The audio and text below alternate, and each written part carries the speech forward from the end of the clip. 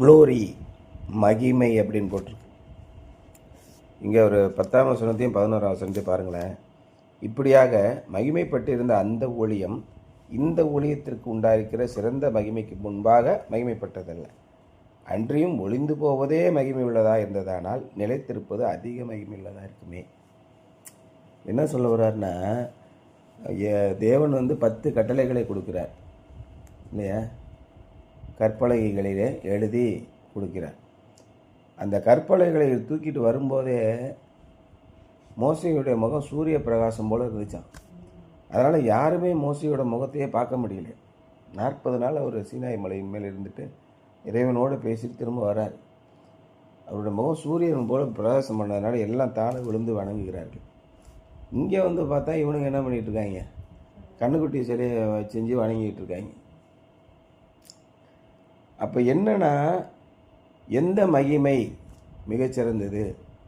இந்த உலகத்திலே மோசே கொண்டு வந்த மகிமை சிறந்ததா, அல்லது அதை பார்க்கிலும் அதிகமான மகிமையுடைய இயேசு கிறிஸ்துவின் ஆவியினாலே உண்டாகிற மகிமையா? நம்முடைய வாழ்க்கையில் நீங்கள் ஒன்று அனுபவித்து பாருங்கள். ஒரு பிரச்சனை வருது, நம்ம ஆண்டவர்கிட்ட போய் சொல்லி அதை தீர்க்கும் போது நமக்கு எப்பேற்பட்ட விடுதலை கிடைக்கிறது. பொறாமை இல்லை, பழி வாங்குதல் இல்லை, யாருக்கு நம்ம பயப்பட வேண்டியதில்லை. இப்போ நம்ம ஒரு பிரச்சனை வந்துருச்சு, 2-3 பேரை வச்சு அதை நம்ம பிரச்சனையை அவனை ஜெயிச்சிட்டோம்னு வச்சுக்க, மறுபடியும் நம்ம உள்ளத்துக்குள்ளே ஒரு பயம் இருந்துக்கிட்டே இருக்கும். அவன் நாளைக்கு 2 பேர் ஆளை அழைச்சிட்டு நம்மளை போட்டு தள்ளிடுவானோ, இன்னும் 2 பேர் நம்மளை பார்த்து பொறாமப்படுவானோ, எவனோ எதுக்காக சும்மா அப்படி பார்த்துட்டு இருக்கிறதே அப்படின்னு நமக்கு பக்குன்னு இருக்கும். ஆனால் இறைவனுடைய ஆவியினாலே ஏற்படுகிற அந்த விடுதலையின் மகிமை பூரண சுதந்திரம் உள்ளதாக இருக்கிறது அப்படின்னு சொல்கிறேன். அப்போ இங்கே எடுக்கும்போது நீங்கள், அதான் நான் சொல்கிறேன், ஒரு துணி எடுக்க போகிறோம், ஒரு ட்ரெஸ்ஸு, ஒரு செயின் எடுக்க போகிறோம், ஒரு கார் வாங்க போகிறோம், ஒரு வீடு, எதை போனாலும் இது நல்லா இல்லைங்க அப்படி தானே சொல்கிறோம். இது என்ன, இது பிடிச்சிருக்கா, இது நல்லா இல்லை. அப்போ என்னென்னா நல்லாயிருக்கும், இதை விட பெட்டராக ஒன்று என் மனசை தேடிக்கிட்டு இருக்குன்னு அர்த்தம். அப்போ உலகத்தில் எல்லாவற்றையுமே சிறந்ததாக தேர்ந்தெடுக்கிற நாம், நம்ம வழிநடத்துகிற சக்தியையும் மிகச்சிறந்ததாக தேர்ந்தெடுக்க வேண்டும். அப்போ ஒவ்வொன்றையும் ஆராய்ந்து பார்க்க வேண்டும். இயேசு கிறிஸ்துவை வணங்குவதனாலே, இந்த வேதத்தை நாம் பின்பற்றுவதனாலே நமக்கு என்ன ஆதாயம் அப்படின்னு நம்ம யோசிக்கிறோம். அப்போ நீங்கள் நிறைய பேர், நான் சின்ன பிள்ளையாக இருக்கும்போதெல்லாம் எப்படி எங்களுக்கு போதனை பண்ணாங்க அப்படின்னா, அந்த எல்இஎஃப் சர்ச்சில் நீங்கள் பசியாக இருந்தாலும், ஏழ்மையில் இருந்தாலும், வறுமையில் இருந்தாலும், நீங்கள் பிச்சை எடுத்தாலும் இறைவனை வணங்க வேண்டும், இறைவனுக்காக உங்களை அர்ப்பணித்திருக்க வேண்டும். நீங்கள் சர்ச்சையை கழுவணும், சர்ச்சில் இருக்கிற கக்கூசை கழுவணும், சர்ச்சுக்கு டெக்கரேஷன் பண்ணணும், எல்லா வேலையும் செய்யணும். அப்போ நான் சோத்துக்கு என்ன பண்ணுவேன், ஆண்டவர் தருவார், வானத்திலேருந்து தருவார். இப்படியே வானத்தை பார்த்துட்டே உட்காந்துரு. இதுதான் சொன்னார். இயேசு என்ன சொன்னார் தெரியுமா? நீங்கள் எனக்காக அழாதிருங்கள், உங்களுக்காகவும் உங்கள் பிள்ளைகளுக்காகவும் அழுங்கள் அப்படின்னு சொன்னார். யோபு எப்படி வாழ்ந்தான்? ஊழியம் பார்த்துட்டா தெரிஞ்சா. ஆபிரகாம் எப்படி வாழ்ந்தான்? ஊழியம் பார்த்துட்டா தெரிஞ்சா. தானியேல் எப்படி வாழ்ந்தான்? ஊழியம் பார்த்துட்டா தெரிஞ்சா. எத்தனை பேரை நான் உங்களுக்கு சொல்லட்டும்? கடைசியில் பவுல் சொல்கிறார், காலத்தை பார்க்கையில் உங்களில் அநேகர் ஊழியக்காரராக இல்லாத போதகர்களாக ஆகாதிருப்பீர்களாக. போதகர்களாக ஆக வேண்டும் என்பது அவருடைய நியமத்தின்படி ஏற்படும். அப்போ சரியான விதத்திலே அவர் உங்களுக்கு சொல்லாமல் நீங்களே பேசிக்கொண்டிருந்தால் உங்களுடைய சொந்த அறிவை வைத்து பேசிக்கொண்டிருப்பீர்கள். நீங்கள் பிஹெச்டி படிச்சிட்டீங்க, தியாலஜி படிச்சிட்டீங்க, எம்ஏ படித்தாச்சு, அதனால் உங்களுடைய சொந்த அறிவை வைத்து, உங்களுடைய ஆராய்ச்சியை வைத்து, பல்வேறுபட்ட புத்தகங்களை படித்து அதில் வரக்கூடிய ஞானம், அதுதான் லௌகீக ஞானம், இந்த உலகத்திற்கு அடுத்த ஞானம். பிஹெச்டியெல்லாம் படிச்சுட்டு, அதான் எங்கள் ப்ரொஃபஸர் சொன்னார், நாங்கள்லாம் ஊருக்கெல்லாம் சொல்லி கொடுக்குறோம், பிஹெச்டியெல்லாம் படிச்சிட்டோம், ஆனால் நீங்கள் தானே முதலாளி, நாங்கள் கை கட்டி சம்பளம் தானங்க வாங்குகிறோம், நீங்கள் தாங்க உண்மையான முதலாளி பக்கத்துலேருந்து நின்றுக்கிறேன் அப்படின்னாரு. உள்ளபடியே பார்த்தீங்கன்னா எவ்வளோ சம்பளம் வாங்கன்னு நினைக்கிறேன்? மாதம் 1.5 லட்சம் சம்பளம் வாங்குறாரு, அவ்வளோதான். அதுக்கு மேலாம் சம்பளம் கிடையாது. மோசம் 1.5 லட்சம் சம்பளம், நம்ம மாதம் 1.5 லட்சம் சம்பளம் வாங்கி என்கிட்ட போய் வேலைக்கு போகுமா? யோசனை பண்ணிப்பாரு. அப்போ ஆண்டவர் உங்களை எந்த இடத்துல நிறுத்த விரும்புகிறார், அதை தான் நீங்கள் இங்கே முக்கியமாக கவனிக்கணும். மேலானவைகளை தேடி பாருங்கள். இயேசு கிறிஸ்துவனுடைய மகிமை இந்த உலகத்தில் இருக்கிற மகிமைகளெல்லாம் விட அப்பாற்பட்ட மகிமை. அவரை பின்பற்றுங்கள். உலகத்தில் பெஸ்ட்டாக தேர்ந்தெடுங்க. இந்த உலகத்துலேயும் பெஸ்ட்டாக இருக்கணும், அந்த உலகத்துலேயும் பெஸ்ட்டாக இருக்கணும். அதான் திருவள்ளுவர் ரெண்டையுமே சொல்கிறாரு. பொருள் இல்லாருக்கு இவ்வுலகம் இல்லை, அருள் இல்லாருக்கு அவ்வுலகம் இல்லை. அப்போ இந்த உலகத்தில் வாழணும் அப்படின்னா நீங்கள் உழைக்கணும். தேவன் உங்களுடைய கைகளின் பிரயாசத்தை தான் ஆசீர்வதிப்பேன்னு சொல்லியிருக்காரு. நீ என்னை அமைதியாக தொழுது கொண்டே இரு, உன் வீட்டிலே வெள்ளியையும் பொன்னையும் கொண்டு கொட்டு வேணாம் சொன்னார். உன்னுடைய கைகளின் பிரயாசங்களை நான் ஆசீர்வதிப்பேன். மற்ற வகையிலே உனக்கு பணம் சேர்கிறது என்றால் அது உனக்கு சாபத்தை தான் கொண்டு வரும். உழைக்காமல் எப்படி சாப்பிடுவேன்? பவுல தான் சொன்னார், நான் என்னுடைய சொந்த கைகளினாலே உழைத்து சாப்பிட்டேன். இங்கே இருக்க ஒருத்தன் கூட என்கிட்ட சொல்ல முடியாது, எவங்கிட்டையாவது பொண்ணையாவது வெள்ளியாவது நான் வாங்கினேன் ஐயா அப்படிங்கிறார். அப்போ எல்லாரும் நீங்கள் உழைத்து சம்பாதிக்க வேண்டும், இறைவனுடைய பிள்ளைகளாக வாழ்ந்து காட்ட வேண்டும் என்பது தான். அந்த ஒரு நியதி வந்துருச்சுனாலே நாம் இறைவனோடு நெருங்கி பழகுவோம், அவருடைய மகிமையை தேடி ஓடுவோம். அதான், if what was fading away came with glory, how much greater is the glory of that which lasts. இப்பொழுது அழிந்து போகிற மறைந்து போகிற ஒன்றுக்கே, மோசேக்கே அவ்வளோ மகிமை இருந்தால் அழிந்து போயிட்டார், செத்துக்கிட்டான், மண்ணெல்லாம் அரிச்சு பூச்சி யார் எங்கே இருக்குன்னே தெரில. இன்றைக்கும் நம்மோடு கூட உயிரோடு இருக்கிற இயேசு கிறிஸ்துவுக்கு எவ்வளோ பெரிய மகிமை இருக்கும். ஆகவே சின்ன விஷயங்களை, உலகத்துக்கு அடுத்த விஷயங்களை விட்டுருங்க. ஒவ்வொரு நாளும் அவரோடு கூட பேசி, அவர் உங்களோடு கூட பேசுகிற அந்த ஒரு நிலையை நீங்கள் வந்துட்டீங்கன்னா ரொம்ப அற்புதமான நிலையில் இருப்பீங்க. பால் wrote at a period in history when the ages were overlapping. ஒன்றுக்கு மேலே ஒன்று காலங்கள் அப்படியே படிந்து கொண்டே வருகின்றன. அந்த காலத்தில் தான் எழுதுகிறாரு, the new covenant of grace had come in, but the nation of Israel was still living under law. மோசே கொடுத்த சட்டத்தின் கீழே தான் அவங்க வாழ்ந்துட்டு இருக்காங்க. ஆனால் புதிய கட்டளையை இயேசு கிறிஸ்து கொண்டு வந்து கொடுக்கிறார். In AD 70, the city of Jerusalem and the temple would be destroyed by the Romans, and that would mark the end of Jewish religious system.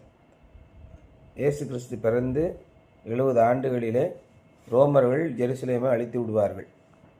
அதுதான் யூத மதத்தினுடைய முடிவு. யூத மதம் என்றே ஒன்று இருக்காது. The Judaizers wanted the Corinthian believers to go back under the law to mix two covenants. Why go back to that which is temporary and fading away? Paul asked. என்னதான் பவுல் ஆண்டவரிடத்தில் உண்மையான வாழ்க்கை வாழ்ந்து ஆண்டவர் சொல்வதையெல்லாம் சொன்னாரோ, இயேசு கிறிஸ்துவனோடு இருந்த சீடர்கள் அதை ஏற்க மறுக்கிறார்கள். இயேசு கிறிஸ்து யூதன் என்றுமில்லை, கிரேக்கன் என்றுமில்லை, அனைவரும் ஒன்றாயிருக்கிறான்னு வாழ்ந்து காண்பித்தான். ஆனால் அந்த யூத மார்க்கத்தார்கள் இவர்களை நெருக்குகிறார்கள். யூத மார்க்கத்தார்களை கண்டாலே பயந்து தெரிச்சு ஓடுறான். ஏன்னா நம்ம நேற்று பேசின மாதிரி உலகத்திலே மிக மிக கொடூரமான சிந்தனை உள்ளவர்கள், மனம் படைத்தவர்கள் யூதர்கள் தான். இன்றைக்கி அந்த யூதர்களில் அங்கே இப்போ ஒரு சில பிரிவினர் தான் இந்தியாவுக்குள்ளே கைபர் போலன் கணவாய் வழியாக வந்து பிராமண சமூகத்தை சேர்ந்தவர்களாக ஐயங்கார்களாக இருக்கிறார்கள். அவருடைய கோட்பாடுகள், பெருவாரியான கோட்பாடுகளை ஏற்றுக்கொள்ளவே முடியாது. விட்டு கொடுக்கும் மனநிலையே இருக்காது. கொலை செய்வதில் மாத்திரமே குறியாக இருப்பார். கண்டம்னேஷன், உடனே அவ்வளோதான், அவனை நியாயம் தீர்த்து விடணும் அப்படின்ற எண்ணத்தில் இருப்பாங்க. ஆனால் தமிழ்நாட்டிலலாம் அப்படி இருக்க மாட்டாங்க. இந்த மக்கள் வந்து ரொம்ப இரக்கமுடைத்தவர்களாக இருப்பாங்க. சரி, அதுக்கு என்ன பார்த்துக்கலாம், ஏதோ ஒரு தவறு நடந்து போச்சு பார்த்துக்கிறவங்க, அதுக்காக நம்ம விட முடியுமா, இப்படி தான் சொல்லுவாங்க. ஆனால் அந்த பழைய தமிழ் படங்கள்லாம் பார்த்திங்கன்னா இந்த பிராமண சமூகத்தார்கள் எந்த அளவுக்கு கட்டுப்பட்டித்தனமாக இருந்து ரொம்ப கொடூரமான வேலைகள்லாம் செய்வாங்க. இங்கே மட்டும் செய்யாமல் போய் கனடாலேயும் அமெரிக்காலேயும் அதே வேலையை செய்கிறாங்க. ஆமாம், பெண்களை வந்து அந்த முக்கியமான நாட்களில் வீட்டை விட்டு திறத்தி வீட்டுக்கு வெளியில் தான் இருக்கணும்னு பால்கனியில் உட்கார வச்சுட்டான், குழுக்களை நடுங்க வச்சுட்டான். போலீஸ் வந்து அடுத்த நாள் அரெஸ்ட் பண்ணிட்டான். இங்கே பண்ண முட்டாள்தனை தான் அங்கேயும் போய் பண்ணிகிட்டு இருக்கான். எவ்வளோ கேடுகட்ட மனநிலை உள்ளவங்க, ரொம்ப அடிப்படையான கட்டுப்பட்டியான ஆட்களாக இருப்பான். ஒரு பிராமண ப்ரொஃபஸர் வந்தாங்க இங்கே, அவங்களே சொல்கிறாங்க, அந்த மாதிரிலாம் இருக்கக்கூடாது, நீ வேறு ஜாதியை சேர்ந்தவன், நீ மதத்தை சேர்ந்தவன் அப்படிலாம் இருந்துச்சுன்னா, நம்மளாம் ஒரு மதத்தை சேர்ந்தவர்கள், நம்மளாம் ஒரு ஜாதியை சேர்ந்தவர்கள் அப்படின்னா நம்மளாம் கிறிஸ்தவர்கள் அப்படி நீ சொன்னேனாலே இன்னொன்று என்ன சொல்கிற, அவெல்லாம் நம்ம ஆள் கிடையாதுன்னு சொல்கிற, அது பிரிவினையை உண்டாக்கும். அப்படிலாம் கிடையாதுங்க. எல்லாருமே ஹியூமன் பீயிங். அவருக்கு பிடிச்சதை அவர் பின்பற்றுகிறார், இவருக்கு பிடிச்சதை இவர் பின்பற்றுகிறார். நாம் எல்லாரும் இந்துக்கள், நாமெல்லாம் பிராமணர்கள், நாமெல்லாம் நாடார்கள், இப்படிலாம் நீங்கள் சொல்லிட்டு போனீங்கன்னா அப்போ மற்றவர்களை உங்களிடத்திலிருந்து பிரிக்கிறீர்கள். அதான் இயேசு கிறிஸ்து சொன்னார். இந்த இதுதான் கிடையாது, ஆணும் பெண்ணுனே கிடையாதுன்றார். சதுசேயர்களாக தான் சொன்னார். ஆணென்றும் இல்லை பெண்ணென்றும் இல்லை, அவர்கள் எல்லாம் தேவதூதர்களைப் போல் இருப்பார்கள். இறைவனுடைய பார்வையில் இந்த வித்தியாசமே கிடையாது. மனிதர்கள் தங்களுக்காக அநேக உபாய தந்திரங்களை மாற்றிக்கொண்டார்கள். இந்த மாதிரி புதிய ஏற்பாடுகளை, புதிய கட்டளைகளை இறைவன் கொடுத்து கொண்டிருக்கும்போது யூத மார்க்கத்தார்கள் பழைய கட்டளையை போயிட்டே இருந்தான். இன்றைக்கி முஸ்லீம் பண்ணுற மாதிரி சுன்னத்து பண்ணிக்கோ, முக்காடு போட்டுக்கோ, 40 நாள் சாப்பிடாத. இதுதான் இன்றைக்கி 40 நாள் சாப்பிடாதுன்னு இருக்காம பாரு. இல்லை இந்து காலங்கள் இப்போ நடந்துக்கிட்டு இருக்க 40 நாள் சாப்பிடக்கூடாது, இயேசு ஐவாரு, சிக்கன் திங்காத, மட்டன் திங்காத அப்படின்னு இன்னும் பழைய காலத்துக்கே இப்போ இது அந்த யூத மார்க்கத்தின் தாக்கம். அதான் ரோமானிய மார்க்கத்தின் தாக்கம். அந்த ரோமர்கள் யூத மார்க்கத்தை அழித்து மக்களை திருப்திப்படுத்துவதற்காக சில கோட்பாடுகளை ஏற்றுக்கொண்டார்கள். இயேசுவோட கோட்பாடுகள் சிலத்தை ஏற்றுக்கொண்டார்கள். அதான் ரோமன் கேத்தலிக்ஸ். இப்போ ரோமன் கத்தோலியர்கள் என்ன பண்ணுவாங்கன்னா அட்டம் பிடிச்சிக்கிட்டு சடங்காச்சாரங்களே பின்பற்றி இருப்பார்கள். யூதர்கள் மாதிரி பூஜை கட்டுவார்கள், மணி அடிப்பார்கள். ஆனால் இவங்கள மாதிரி 40 நாள் பாஸ்டிங் இருப்பான். இயேசு தான் முக்கியம். இயேசுவோட அம்மாவும் சரி அதையும் சேர்த்துக்குவோம், சிலை வணக்கத்துக்கு போயிடுவான். ஆனால் இயேசு கிறிஸ்து சிலை வணக்கத்தை சொல்லவே இல்லையே. விக்கிரக ஆராதனையே இறைவனுக்கு பிடிக்காது. அப்போ எப்படியெல்லாம் அவர்கள் மிக்ஸ் பண்ணாங்க பாருங்கள். அந்த காலத்தில் இவர் சொல்லும்போது மறுபடியும் ஏன்டா பின்னாடியே போகிறீங்க அப்படின்னு பவுல் கேட்குறார். The glory of the law was fading in Paul's day, and today that glory is found only in the records in the Bible. இந்த யூத மார்க்கத்துடைய அல்லது மோசேயினுடைய இதெல்லாம் பைபிளில் மட்டும்தான் இருக்குது, நிஜமாகவே அது இல்லை. அப்போ இறைவனுடைய உண்மையான கட்டளைகள் என்ன என்பதை இப்போ உலகத்தில் மற்ற மக்கள் பின்பற்றுகிற நடைமுறைகளை பிராமண சமயத்தை சேர்ந்தவர்களும் பிராமண மதத்தை சேர்ந்தவர்களும் சாதியை சேர்ந்தவர்களும் ஏற்றுக்கொள்கிறார்கள். சார் அது அந்த காலத்தில் அவங்க அப்படி இருந்தாங்க சார். நான் ஒரு வீட்டுக்கு போயிருந்தேன், அவங்க வீடு எப்படி இருக்குன்னு பார்க்குறதுக்கு. நம்ம இவர் வெங்கநாதன் சார் இந்த இதில் சோலைப்பெண் தெரியல, அங்கே போயிருக்கும்போது இன்னொரு சத்தம் வந்துச்சு. ஏன்னா பூனை ஏதோ கழுகு வளர்க்குறாங்க, பின்னாடி 2 ஸ்டெப்பு வந்துட்டேன் அப்படிங்கிறாரு. மறுபடியும் சார் வந்துட்டு, சார் பயப்படாதீங்க, அப்பா தான், அவர் 97 வயசாகிட்டு. அந்த ட்ரெஸ்ஸில் உங்கள் கை பட்டுச்சு பார்த்தீங்களா, அது படக்கூடாது. அவங்க அந்த காலத்தில் இருக்காங்க சார். நான்லாம் அப்படி நினைக்க மாட்டேன். நீங்கள் தாராளமாக வாங்க சார், வாங்க நீங்கள் சாப்பிடுங்க சார், ஒன்றும் எனக்கெல்லாம் எந்த பிரச்சனையும் கிடையாது. நீங்கள் அதை தயவுசெய்து தப்பாக எடுத்துக்க. அந்த காலத்தில் எவ்வளோ சொல்லிட்டேன், அவர் கேட்க மாட்டேங்காரு. அந்த காலத்து ஆள் அவருடைய வேஷ்டி காயுது பார்த்தீங்களா, அந்த காஞ்சிக்கிட்டு இருக்க வேஷ்டி வந்து லேசாக பட்டுருச்சான். அதனால் என்ன ஆச்சாரம் போயிடுச்சு அப்படிங்கிறார். அதே மாதிரி தான் யூதர்கள் பண்ணிக்கிட்டே இருப்பாங்க. கை கழுவணும், வாயை கழுவணும், சாப்பிடணும், மோங்குப்புற விழுவணும், வெள்ளை ஆடை தரிக்கணும். இயேசு கிறிஸ்து போட்டு வருன்னு வறுத்து எடுத்தார். பார்வைக்கு நீண்ட அங்கிகளை தடுத்து கொண்டு சந்திரை வெளிகளில் வந்தனங்களை தேடிக்கொண்டு விதவைகளின் வீடுகளை பட்சித்து என்னென்ன அக்கிரமெல்லாம் பண்ணுறீங்கன்னு கேட்டார். ஆனால் இப்போ வழக்கு ஒழிஞ்சு போச்சு. நிறைய யூதர்கள் இயேசு கிறிஸ்துவை ஏற்றுக்கொண்டு இருக்கிறார்கள் இல்லையா. இயேசு கிறிஸ்துடைய சீடர்கள் அப்படி தானே செஞ்சாங்க. ஆனால் இன்னும் பல பேர் எப்படி இருக்கான், மிக கொடூரமானவர்களாக இருக்கான். அதனால வாங்கி கட்டிக்கிட்டு உட்காந்துருக்கான். இப்போ இன்னும் கொஞ்சம் நாள் சோழி முடிஞ்சு போயிடும். அந்த மாதிரி லெவலுக்கு போயிட்டாங்க. The law of Moses is a religion with a most glorious past, but it has no glory today. கடந்த காலத்திலே மிகப்பெரிய மகிமை உள்ள ஒரு மதமாக இருந்தது மோசேயினுடைய நியாயப்பிரமாணம், கோட்பாடுகள் எல்லாம். பட் இன்றைக்கு அது வழக்கொழிந்து போய்விட்டது. The light is gone, all that remain are the shadows. அந்த மகிமையின் ஒளி காணாமல் போய்விட்டது. இன்றைக்கு நிலைத்திருப்பதெல்லாம் வெறும் நிழல் மட்டும்தான். But the ministry of grace is internal.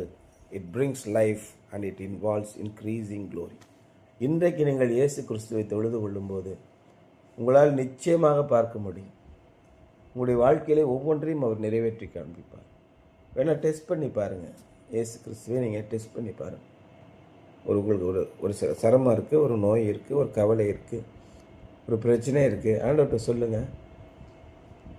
ஆண்டவர் அதான் சொல்கிறாரு, என்கிட்ட சொல்லுங்கள்.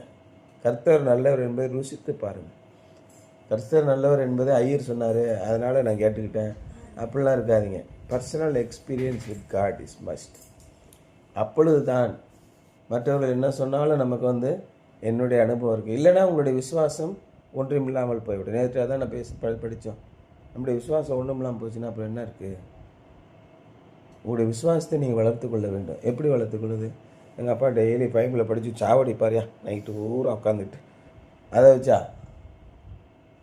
அப்போ உங்களுடைய விசுவாசத்தை நீங்களே பலப்படுத்தி கொள்ள வேண்டும். எப்படி பலப்படுத்தி கொள்ள முடியும்? நீங்கள் பைபிளுடைய வசனத்தை படிங்க. உங்களுடைய துன்பங்கள் வரும்போது, சோதனைகள் வரும்போது ஆண்டவர்கிட்ட போய் சொல்லுங்கள். ஆண்டவர் உங்கள்கிட்ட பேசுகிறாரான்னு பாருங்கள். பேசி சரி பண்ணுறாரா பாருங்கள். அவருடைய வாக்குத்தத்தம் என்ன? கூப்பிடுகிற காக்கை குஞ்சுகளுக்கு கூட அவர் செல்வி அடிக்கிறார்.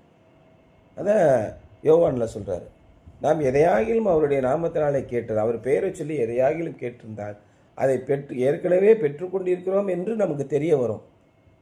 அப்படி சொல்கிறார். ஏற்கனவே பெற்றுக்கொண்டிரோம் இருக்கு என்று அறிந்திருக்கிறோம்னு போட்டிருக்கார். அப்போ அவருடைய பெயரை சொல்லி நீங்கள் எதை கேட்டாலும் அதை ஆண்டவர் உங்களுக்கு தருவார். அப்போ அதை எப்படி மாற்றிட்டாங்க? இந்த ஜீனியோ மாதிரி, ஜீனி அது பேர் என்ன, ஜீனி அது மாதிரி அடிச்சிட்டாங்க. ஜி பூம்பால் அவர் வரும்ல, ஜீனி மாதிரி. அப்போ கடவுள்கிட்ட போய் எதாவது சொன்னோம்னா கடவுள் புஷ்ன்னு எதாவது நம்ம கொடுத்துருவார் அப்படின்னு நினைக்கிறோம். அப்படி இல்லை. அது அப்பா பிள்ளைக்குள்ள உறவு. அப்பா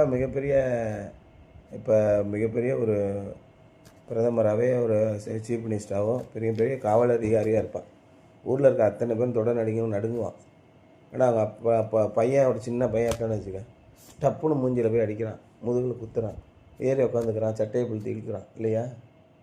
அதுக்காக அவர் மிகப்பெரிய அதிகாரி இல்லைன்னு ஆகிடுமா? அது மாதிரி தான் தேவன் நமக்கு அந்த சுயாதீனத்தை கொடுத்துருக்கிறார். என் பிள்ளை கேட்குறான், அவனுக்கு நான் எதை வேணால் செய்வேன். ஆனால் பிள்ளையும் தாறுமாறாக போன என்ன இருக்கும்? வீட்டில் அடங்காத பிள்ளை வெளியில் போய் அடங்கும்னு ஒரு பழமொழி இருக்குது. ஆண்டவர் நம்மளை அடிப்பதில்லை, நம்மை துன்புறுத்துவதில்லை, நம்மளை எந்த பாடுகளுக்கும் வேணும்னே கொண்டு போய் திணிக்கிறதில்லை. ஆண்டவர்கிட்ட வழிக்கு போய் நம்ம தான் அடி வாங்குறோம். ஆனால் நாம் ஆண்டவரோடு கூட இருக்கும்போது அவருடைய மகிமையை மேல் மகிழ்வடைவோம் என்பது தான் இன்றைய தலைப்பு. அதான் க்ளோரி அப்படின்னு போட்டிருக்காரு. Something to Pander. Do you tend to dwell more on the light of the past accomplishments than in the glory of the here and now? Explain. இன்னும் நீங்கள் பழைய ஏற்பாட்டு காலத்தில் இருக்கிறதையே பின்பற்ற வேண்டும் என்று நினைக்கிறீர்களா? இன்னும் லெந்து காலத்தில் சிக்கன் சாப்பிடாமல் இருக்கீங்களா அப்படின்ற முக்கியமாக கேட்குறாரு. லெந்து காலத்தில் சிக்கன் சாப்பிடக்கூடாது, அப்படியே கண்ணீரோடு அழுவணும், 5:30 மணிக்கு ஏஞ்சி ஜெபம் பண்ணணும்.